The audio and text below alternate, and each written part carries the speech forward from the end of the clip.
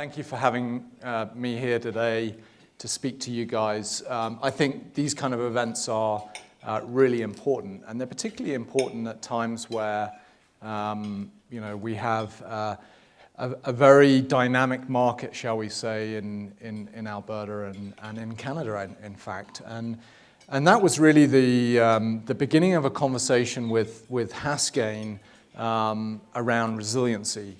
And speaking with two of the professors there, Mark Anderson and Peter Shearer, there was a desire really to understand what does resilience mean? What does it mean in the context of the oil and gas market here in Calgary and in Alberta? And we decided that we would do our first study in this space. This first study was driven primarily by EY, but we did have a lot of collaboration and input from the team at Haskane. And as we go forward, we'll continue to collaborate with Haskane on future endeavors. So I wanted to give you guys an early preview into business resilience, some of the things that we're seeing that I think is quite interesting. And this is the third collaborative study of this type that we've done with Haskane. The one that we did previously was around innovation, where we studied 240 organizations across Canada and looked at aspects of what it takes to innovate. And then we more recently did one last year on restructuring. So one of the things that we've seen in the Canadian oil and gas market is a lot of reorganizations in terms of organizational structure.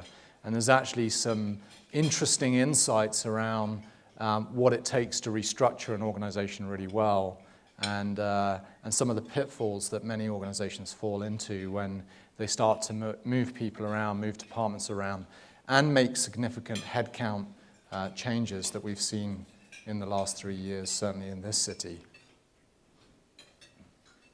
So resiliency, you'll see a lot of pictures, by the way, of mountaineering. I love mountaineering. It's one of the reasons that I moved to Canada.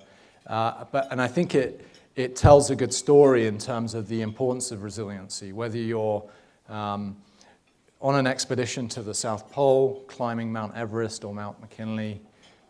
It requires a huge amount of resilience to put your body through those kind of events and experiences. And I think to be an oil and gas company in Calgary or in Alberta or in Canada for that matter, with the fluctuations in oil prices that we've seen, access to market challenges, regulatory challenges, other challenges, resiliency is just so important. And we've seen companies win in the market and do particularly well, and we've seen companies struggle.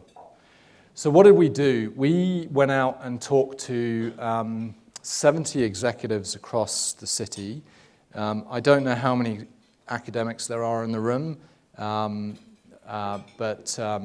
so from a study perspective, we wanted this to be fairly short and sharp, and we want it to be a pulse of the industry rather than perhaps a multi-year study that you might do for an academic journal. And we looked at all sizes and types of companies. So we looked at small companies of less than 100 employees and companies of several thousand employees. And then we looked at different aspects of the industry: upstream, oilfield service, midstream, and integrated. So we really wanted to get a perspective on business resilience in Canada's oil and gas market. I think I talked to a bit of this already, but huge amount of fluctuation in terms of prices. The last several years, the price has been trending lower, with some recovery in the last few months. And I think the business environment that we operate in, we're seeing what I call the 3 Vs. A lot of velocity of innovation and information that's coming at leaders in this market and leaders generally in business. A lot of visibility into what's going on, particularly through social media, and volatility of economic, demographic, and the political environment. And we've seen some of that in the Canadian context as well. So my point is, leaders are faced with navigating through, these very uncertain times. To further set the context, we see, barriers in terms of access to market. Every day I pick up the paper and you're reading something new in terms of pipeline challenges and issues.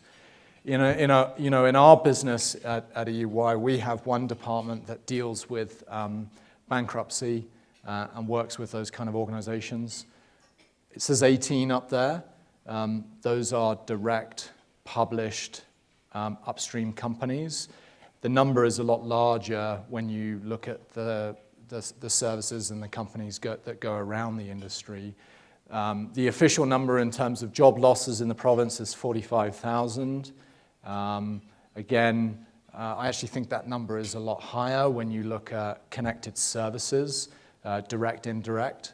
And we've had two major natural disasters in the province in terms of the flood and then the fires in Fort McMurray. So a really challenging environment for our sector. And so what we wanted to understand working with Haskell was, what do highly resilient companies do? What actions do they take? What aspects do they look at? What aspects are more important than others? How do companies position in the market in terms of size and ownership structure? And how are companies identifying risks, mitigating risks, and adapting to the disruptive environment that we live in? So what is business resilience? I'll let you read the full definition up there, but it's really a capability to adapt to disruptive and destructive threats. In some way, think about it as risk management. And so we felt that this was a good time, 3 years into a very difficult market, really to understand what was going on and how executives viewed the importance of business resilience and what aspects that they were looking at. And so that was really our intent, was to explore that. We looked at different sizes of organizations, ownership structure, company type, company name was optional. We looked at companies that were thriving, adapting, managing, and we looked at different dimensions. So we wanted to look at kind of portfolio resilience, so the opportunities to capitalize on transactions and maximize returns and manage the portfolio. Look at capital and financial resilience, so financing strategies, debt covenants, capital efficiency gains, operational resilience in terms of managing your operating costs, market resilience, revenue, sales, risks, particularly important for the oilfield service sector, and stakeholder resilience in terms of active engagement and alignment with stakeholder and equity groups, and then talent management resilience in terms of your people and your leaders in the organization. So I'm going to share some of the results. I'm also conscious that I want to leave enough time at about 12:45 to give about 15 minutes for Q&A. So I'm going to focus on the summary slide and then just highlight a few things in terms of the details slide. And around early April, mid-April, the full report will come out jointly with Haskell, and we'll be able to share a lot more. But we simply don't have time to go through everything this afternoon. So this slide really represents the basis of the results that we found from these 70 executives. And to orient you around the slide, really what we've got is portfolio is that first segment, so the ones. Capital and financial resilience is the twos. Operational is the threes. Then we go to market, stakeholder, and talent. So those 6 segments are represented by those 6 aspects of things that we looked at to understand business resilience. And then what we did is we broke down each of those 6 segments into sub-segments. So portfolio, for example, is broken down in terms of the questions we ask those executives into, reallocating capital to optimize returns, divesting of underperforming and non-core assets, opportunistic transactions, and partnerships to share capital costs such as joint ventures. as one example. And so you can see the sub-breakdown by the 6 dimensions in the wheel. And the inner wheel represents the overall score. I've got to actually, I think I've got something here. So this inner wheel here represents, okay, tell us overall how important each of these 6 dimensions are. And then the outer wheel represents the importance of the sub-dimensions for each of these. And so the more full the segment is, that represents more importance from the executive's point of view from a business resilience perspective. And so what's interesting about this is the way we wanted to visualize it this way because we felt that it really holistically shows where the important areas are.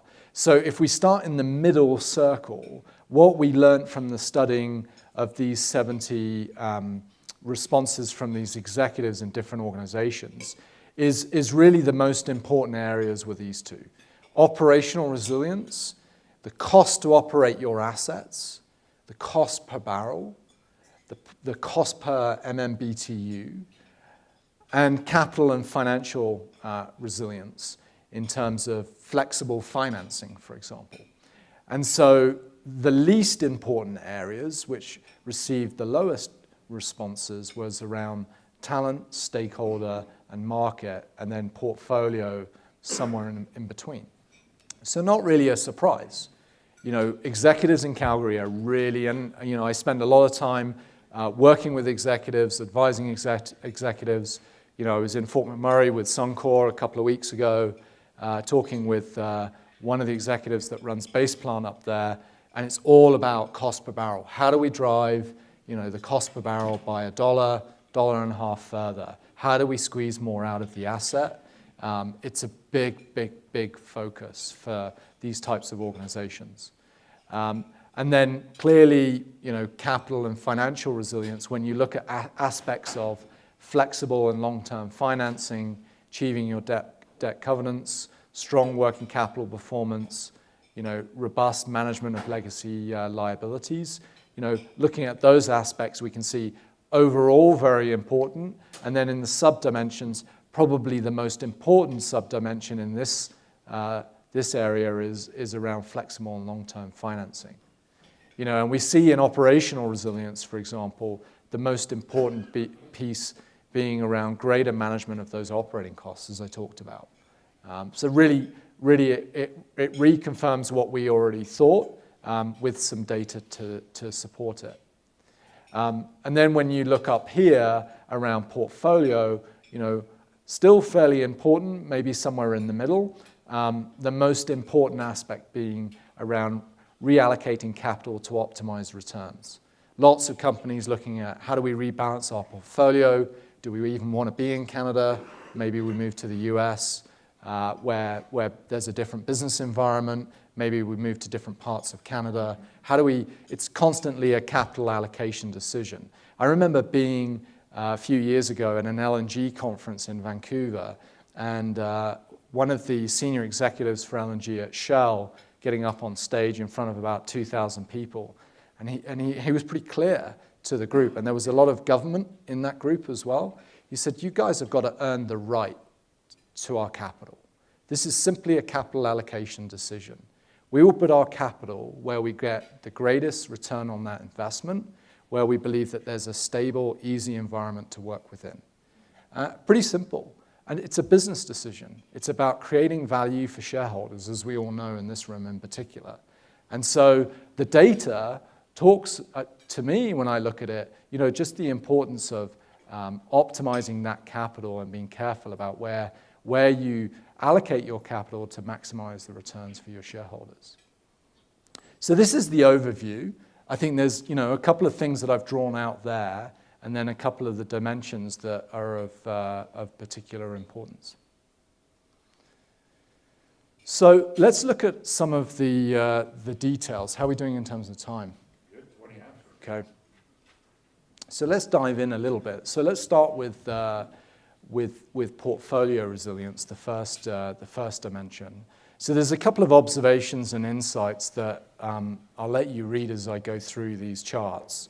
But really what we found in terms of portfolio resilience is regardless of survival level, reallocating capital to optimize returns, it was one of the highest rated among all the organizations. And we broke down, you'll see on some of the slides here, between organizations that we felt were thriving, those that were adapting, and those that were managing. So you can see the sort of the spread, and you can see reallocating capital and optimizing returns being, the most important area, and entering into partnerships and JVs being the least important. We found that, and if you read the newspaper, companies that are in a more thriving position, they're doing strategic transactions and acquisitions. One of the interesting things we've seen in Calgary in the last few years is a lot of consolidation. Enbridge is a good example of that with Spectra, TransCanada with Columbia, Suncor with Canadian Oil Sands, and acquiring more shares as it relates to Fort Hills. I think we'll see more of that. CNRL with Shell's oil sands company. So we've seen these mega companies form with huge economies of scale, and with that, opportunities to drive the cost per barrel down. Suncor, for example, has leaned in pretty heavily on Syncrude, and now a Suncor executive is actually running Syncrude. And there's talks about how do they further integrate those synergies. Those talks are public, so I'm not sharing anything that isn't. But if you're CNRL, you're looking for opportunities between your truck and shovel operations to drive a lower total cost of ownership.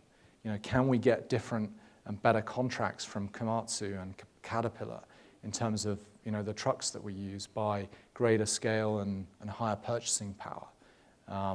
And so there are, and it's interesting, you look at Suncor's latest shareholder report, talk about resilience. I was looking at this the other day. 80% of Suncor's bitumen is not exposed to the price differentials.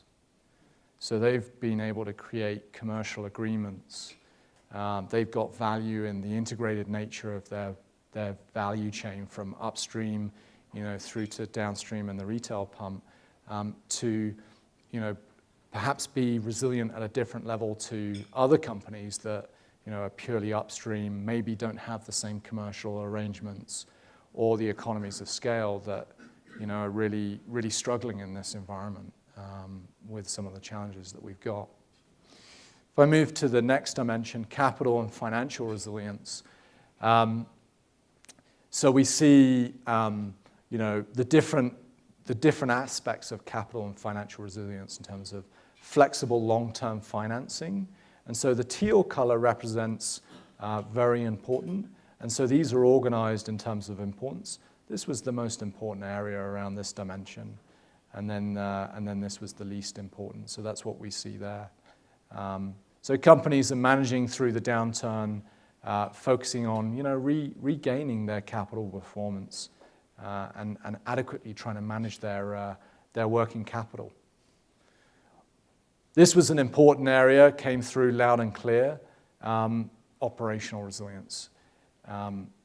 Respondent companies at all sizes valued operational resilience at the highest level. And the most important aspect being, greater management of the operating costs. How do we get the cost per barrel down? And that can be a source of competitive advantage, as we say there. And I'll get to this later. I think one of the important insights that we were able to drive through collaboration with the business school is this notion of investing in the future as it relates to technology and other investments, and how important that is for highly resilient companies. New ways to manage and deliver the business. I'll talk about Suncor again because I know a lot about them. And again, just sharing public information. You think about their truck and shovel operation and the announcement that they made recently around autonomous trucks. They've been piloting autonomous trucks. They have, I think, 7 or 9 of them in a certain part of the mine with plans to scale it. What comes with that is productivity increases, lower maintenance costs, more predictability, because when you put a young guy in a big truck, maybe less predictable than a robot driving the truck. And there's small things, but they're interesting things, and there are things that drive value. That when you have a robot driving a truck, it's able to move down the road an inch each time, which actually naturally grades the road. That way you don't need to pay for the graders to come in and grade the road from the divots that form. So there's small things like that drive productivity up and reduce your costs. And that is about investing in the future. You think about Husky's oil sands operation. They were one of the first Calgary-based companies to implement an integrated operations center. Something that was actually used in the offshore environment where I used to work. I lived in Stavanger and Aberdeen for several years. It's been used in the offshore environment for quite some time, but we're now seeing companies onshore, particularly in Alberta, look for ways to centralize the operations center, maybe start to move those operations centers to other parts of the world or other parts of Canada outside of Fort McMurray. And with that comes cost advantages as well. Market resilience, again, these bar charts are stacked in order of priority. So managing revenue, product pricing, and sales risk, the most important. I find that a bit disappointing, investment in disruptive technology. I think we need to do more of that. I'm not saying we're not doing anything. There are some examples of that, but if we're going to create, CAP would talk, for example, about the competitiveness of Canada as the marginal barrel on the world scale. We're going to become more competitive as a basin in world markets, continued investment in technology. We have a highly skilled and capable workforce. What are ways that we can really leverage that to drive our costs even further down, be competitive on a global scale? Particularly when you look next door, when the US, I was reading yesterday, continued to pump more barrels out of the system, and now OPEC's worried that the cuts that they've done will be outpaced by the increase in production in the US, and then that might consequently have an impact on prices down the road, downwards, which is the last thing we want at this point in time. Stakeholder resilience, so observations there, both dimensions that we looked at. So the first dimension around active and alignment with equity, financial, regulatory stakeholder groups, clear vision, and business supported by market trends and operational capabilities. Both dimensions important. Less important to some of the other dimensions like operational resilience that we looked at, and some of the other dimensions. Talent resilience, I think, is an interesting one. Thriving companies have the foresight to invest in their talent and culture, but it's hard when you don't have a great balance sheet and flexibility to use that balance sheet to invest in executive education, for example, and some of the programs that a school like Haskayne runs. But highly resilient companies can and do find ways to invest in their employee skills and capabilities. Active cultivation of organizational culture can really be a differentiator here. I thought that this was kind of interesting when it was pointed out to me. Stable and accountable leadership, the most important dimension. That's also the people that filled out the study as the leaders. We're very important.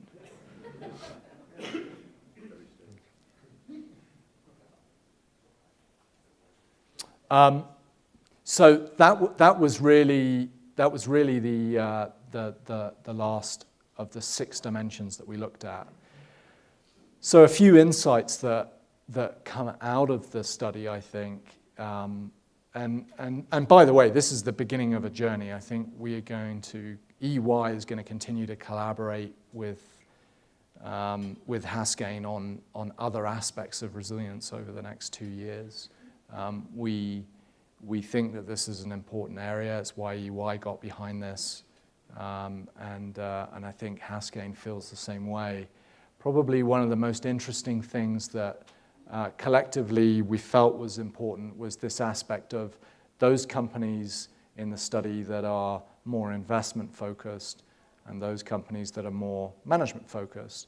I always think of management as the base and investment as being the value add on top. And so what we found through the data and through working with Haskell was companies in this group that focus on investment, focus on the future. More likely to indicate that they were thriving in the study. There's a high degree of importance placed on disruptive technology. Remember that previous slide that I showed? They're the small portion of companies that are investing more in the technology. Respondents in this group were placed high importance on leveraging market trends and this is interesting, actively developing an organizational culture was highly important to this group. I mean, there's some companies that I go in and work with that are just like, culture, that's just soft stuff. Like that really doesn't drive value. It's cost per barrel, it's all about that. I'm not saying that that's not important, but a point of differentiation is looking at some of these other things and understanding how you can create a culture of innovation, for example, a culture of curiosity, a culture of continuous improvement, continuous learning. That's where you get those ideas to maybe go beyond the things that you've already done to things that you've never thought of before that take your company forward, drive your costs down by an extra $1 per barrel that you've been trying to do for the last 2 years unsuccessfully.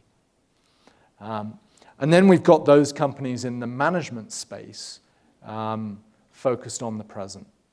Less likely to indicate that they were thriving, focus very much on day-to-day operations, more likely to focus on managing operating costs, and a high degree of importance on market risk.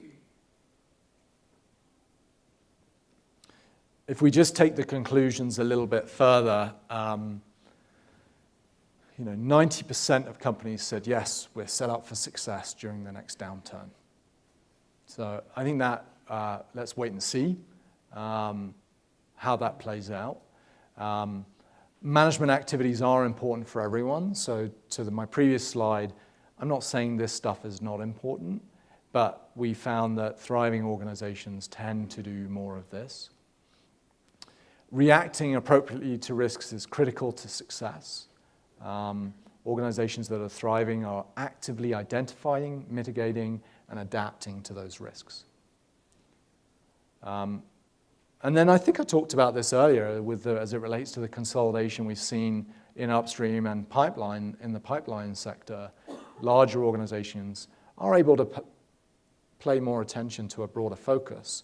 So you look at companies like Imperial and CNRL and Suncor and others, they do have big stakeholder relations teams. They do have big commercial teams. But then when you look at some of the smaller companies, people are multi-hatting. They may rely on government advocacy purely by working with CAP. We'll be a member of CAP, and CAP will be our government lobbying group. Whereas a company like Suncor will have a government relations group. They'll work with CAP, but they'll also work directly with government around policies that they're trying to influence in some way. But we certainly see that the bigger companies are able to spend more time on all 6 dimensions in terms of business resilience. Makes sense. And then as market trends upwards, organizations need to remember the lessons learned. Don't make the same mistakes of the past. I think what's interesting right now is one of the things that I see in Calgary is there's a lot of caution about hiring hordes of people back. There's much more of a challenge and a focus on, before we hire those people back, is there another way of doing it? One of the big trends that I'm seeing is the advancement of robotics. And I don't mean physical robots that might drive a truck in a mine in Fort McMurray, but software robots that are able to take transactional information and actually do a lot of the transactional work that humans would normally do. So what am I talking about? I'm talking about payment processing, accounts payable, recruitment. So at EY, for example, we have 350 robots that do a lot of the administration work that goes on behind recruitment. And those robots work 24 hours a day. They're able to mimic human behavior in terms of how humans would log in and log out of different systems to recruit someone in. And they do it very, very accurately, assuming that your process is stable and doesn't change from day to day. We have hundreds of these projects as EY that we're working on all over the world. We're working in particular in Toronto with all the major banks. There's a lot of manual processes in many of the major banks, and it is transformative in some way for those banks, and we've now started to work in that space in the oil and gas space. Investing in culture and talent can be a differentiator. I think I talked about that already, and preparing to operate in a tumultuous world. There's one thing that my experience in the last 20 years working in oil and gas is we'll see more disruption, more change, more volatility in the future. So to sum up, there are a few critical success factors that I would leave you with. One is shock absorbers, preparing to absorb tough moments via strong financials and diverse customers and products. Creating a learning organization where you're really embedding in that organization a sense of continuous learning, challenging the status quo, looking for new ways to solve problems, remaining connected, building deep relationships with suppliers, customers, and stakeholders. A lot of innovation comes through open innovation, working with others, collectively on problem solving. Being responsive, it's interesting to see how different oil and gas companies reacted to the downturn. There were those companies that cut deep very early on, and then there were those companies that did it in fits and starts over 3 years. My sense would be to cut deep early on. The risk is that maybe you cut too deep and then the market suddenly rebounds. But these are some of the decisions that these executives need to make. And then seeking opportunities, identifying and exploiting opportunities generated challenging events and environments. There's this notion that's well known around the ability to explore and exploit, ambidextrous capabilities. It's very hard to do both. Organizations struggle to do both, but those that can truly do that, explore opportunities and then commercialize them and exploit them, really can be winners in the marketplace.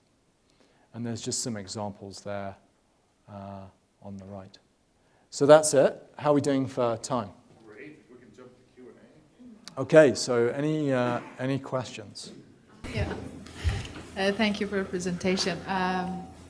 Do you have a slide showing the effective time? In particular, I want to see how this the percentage of thriving, adopting, and managing companies have been changed through the last 4 years. Like how the market was in 2014 or 15, and then how it is in 2018, if we can say that, or 17. Yeah. So we didn't look at the same companies over a period of time, but that would be interesting to look at that. Certainly, yeah, might be an idea to do in the future. Yeah. Okay, sure. But it's a good question, and what's sentiment of executives today versus 2 years ago, and how does that change, 2 years from now? How do you think about it? I know that you haven't done analysis, but My sense is, talking to lots of organizations, is this last 3 years has been very hard, it's been very deep, it's been very prolonged. And I think we've, in the minds of leaders, is a real concern that we can't go back to a recovery where we're hiring hordes of people and spending is out of control. We need to be much more careful and really push, robotics, for example, really push, maybe this is a jobless recovery where, job rates stay the same. We have a recovery because, profitability is increasing, but we're not hiring thousands of people back. We're finding new and better ways to do it faster, better, cheaper. I found particularly interesting, before the mic goes over for Connie, that this study, when talking to leaders, had stakeholders fairly low on that list for things, where some that look at it as a high-risk area. So I always like to see, feedback from different areas. Connie? So there's a lot of conversation about innovation in the industry right now, and I noticed it shows up in two different areas in your findings. So under operations Let me just and go under back. market. So you have proactive investment in technology under operations, and then investment in disruptive technology under market resilience. Yeah. So can you speak to the difference? Yeah, so we it's a good question. We thought about, funny enough, combining these things, if you guys remember. So investment in disruptive technology is really working externally, maybe with third-party organizations, to collaborate on technology out there. And then this one was more internally focused on the operations. So we kind of thought of it that way in terms of internal and external. Because from an innovation perspective, you can be very insular in how you approach that and somewhat successful, or you can do both, or you can be very external and work with others and collaborate with others. So that's the way we approached it. Having done all of this work, I'm over here. Oh, yeah. I can hear you up there. Yeah, with obviously a broad background with global context. Yeah. You're looking at Alberta in this context. Yeah. And looking forward into the future in the global sense. Do you see a particular blind spot that you think we really need to be paying attention to in Alberta broadly, but in the industry specifically? I mean, I think, you can raise things like market access. How easy is it to do business in Western Canada? I personally worry that capital will continue to flow south of the border and other parts of the world. But I also know that, the federal government are actively working on trying to fix this market access issue. And they've got a couple of hundred people, working with BC to really come to a compromise that makes sense for everyone. So I feel somewhat reassured by that these issues that we're faced with that affect resilience are being worked on. But I worry about patience, that there's always a window of opportunity for these things. And I said that about LNG publicly 5 years ago, 6 years ago, that there's a window of opportunity for our LNG industry in this country. And if we don't get our act together, companies will move their capital elsewhere. And there are opportunities in Australia, Mozambique. There are onshore gas opportunities that Russia continues to develop through pipelines to China. And so the market always corrects itself somehow and finds a way. And we either want to participate in that or we don't. If we want to participate, there's a timeline, and we have to think of it as those timelines. I hope we end up with one LNG facility. Let's wait and see. Do you think that there's the possibility that you've declared resilient companies resilient too early? Are we looking at, in your set of who you talk to, are these truly resilient companies that have weathered real significant change, or are they just the first set that have survived a shock? And maybe have we actually gone through some of the significant structural changes that we're facing in response to a lot of the trends that you talked about? Mm-hmm. Yeah, I mean, I think it's sometimes the danger is it's easy to sort of self-declare that, yeah, we're resilient. Maybe you raise a good point, which is maybe something that we should look at going forward, which is, let's maybe take an approach to looking at resilience by, diving into, shareholder return performance, or, getting into the financials, the publicly stated financials of these companies, and taking a more quantitative statistical approach to resilience from that perspective. Because I always feel like there's a sense of leaders always think that they're better than they are, and you've got to be careful of that. But we took an approach with this first study to sort of very much get a pulse. We wanted to explore this framework, which is a starting point, I think, for the EY and the Haskell team, and I think the next job is, where do we take it from here, and how do we dive a bit deeper? Yeah, good question though, and it kind of gets me thinking about what next. So I want to return to one, and then we'll wrap up, and we'll give you a couple minutes here in case somebody wants to talk to you, and then take you to that meeting. But I want to go back to markets. As a lot of you know, some of you reach out and ask me to ask some questions when you can't attend, and there was a theme this time that was fairly strong with the topic, even though they hadn't seen the outcome, and it had to do about market access.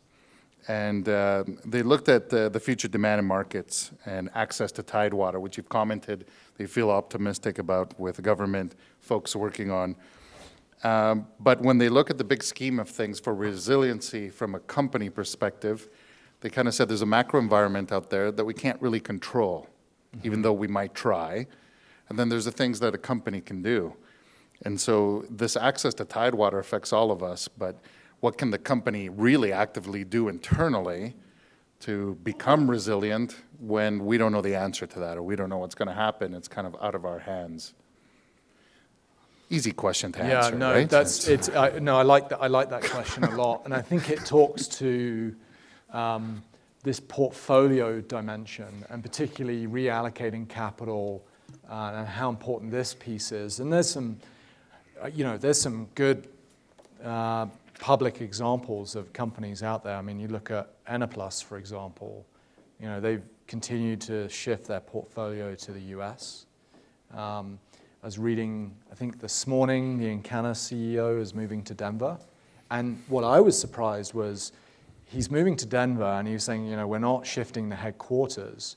But what surprised me was, they have 800 people in Denver, and we have 1,000 in Calgary. I didn't realize that their office and their presence there was so big. And we've seen TransCanada and Enbridge do deals where big part of their portfolio now is in the US. And again, back to my LNG example of the Shell guys saying, you've got to earn the right to get our capital. And resilient companies will look to manage their risk, drive returns from their different assets in the most optimized way to create shareholder value. And if that means operating in multiple geographies or shifting a portfolio from a Canadian market to a US market, so be it.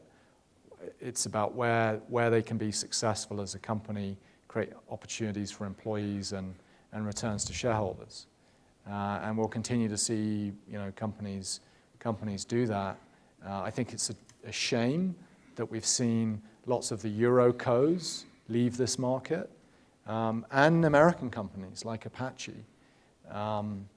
It's a shame. I think it reflects a little bit on it's difficult to do business here, and there's uncertainty, and it still is a marginal barrel, which is why operational resilience is so important, that we continue to focus on that.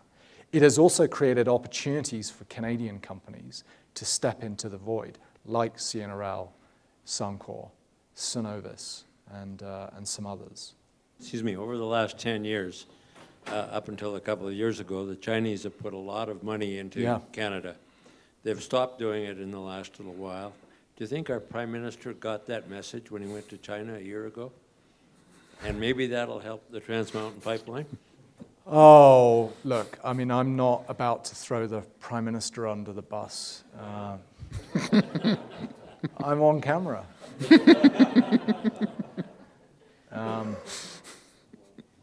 I think the Prime Minister is trying to do what he can to make Canada competitive, but there's lots of moving parts, and it doesn't help when your single biggest customer next door is like producing at record levels like we've never seen before.